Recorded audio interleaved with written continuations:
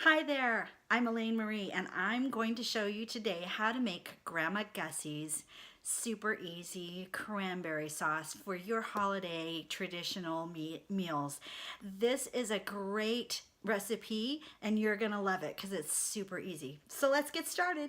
Okay, the first thing you want to do is wash your cranberries. So I have about a pound of cranberries in here and I'm just going to rinse them real good. You're going to put them into your saucepan and you want to add enough water to cover. Now, the thing about cranberries is they will start to float. So you don't want to just put water in and watch it float. I don't have an exact measurement because Grandma Gussie didn't have a great exact measurement. She just said put enough water in it to cover till I feel like there's enough water to cover them, but they're not like starting to rise to the top and float. You don't want too much water, just enough.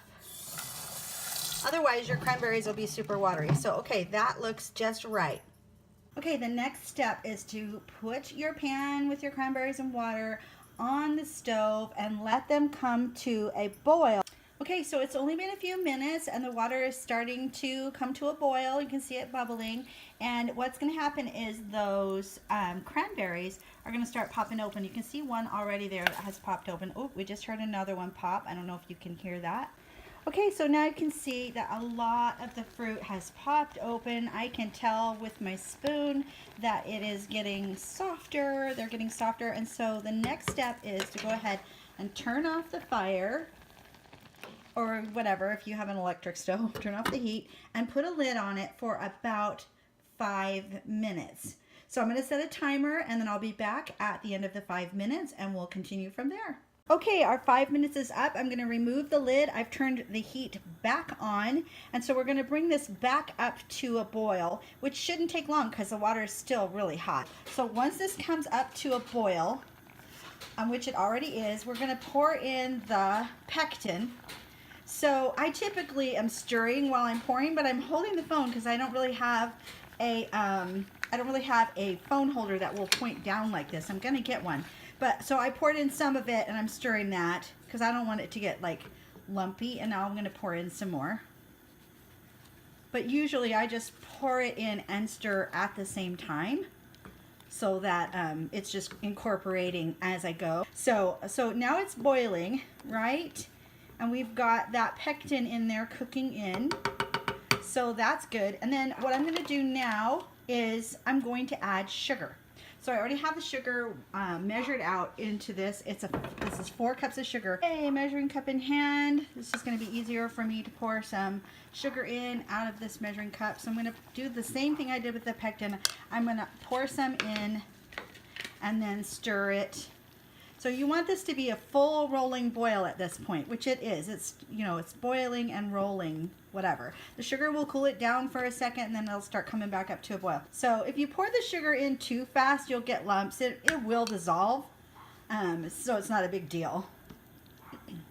But you just want to just kind of pour it in a little as you go so that it starts cooking in. So super easy. I'm just incorporating all of that sugar. Seems like so much, but you can see, make sure you have a pan that's big enough because the sugar will liquefy and fill the pan. So make sure you have a big enough pan. Okay, so you can see it's a full rolling boil and I'm just going to stir it for about 4 or 5 more minutes so that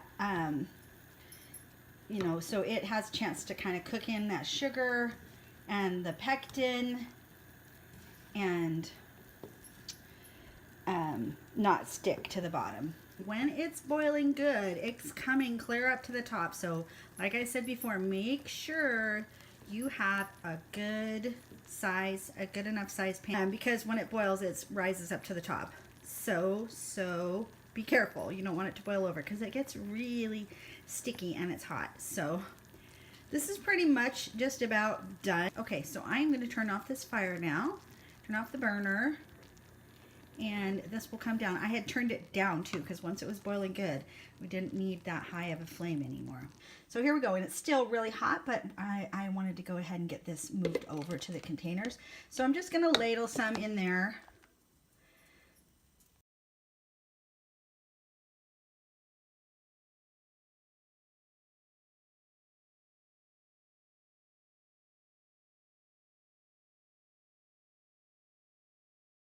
We'll put the lids on after it's cooled down some more and gone into the fridge.